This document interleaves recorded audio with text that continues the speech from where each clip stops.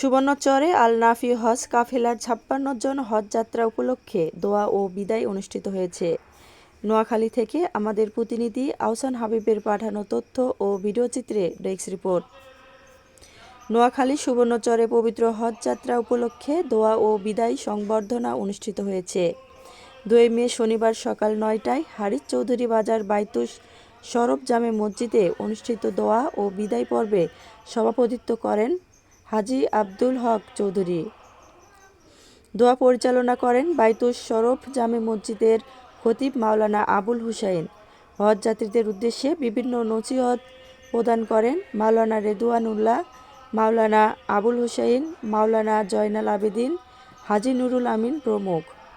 এ সময় আরও উপস্থিত ছিলেন বিশিষ্ট সমাজসেবক সাইদুল হক ভূঁইয়া, হেলাল উদ্দিন, আক্তার উদ্দিন বাবুল, প্রফেসর বেলাল হোসেন, জাকের হোসেন সহ পুরাতন হাজীগণ, এলাকার গণ্যমান্য ব্যক্তিবর্গ, বিভিন্ন মসজিদের ইমাম, মুয়াজ্জিন ও মুসল্লিগণ। পরে তালবিয়া পাঠ করতে করতে হাজীদের বিদায় জানানো হয়।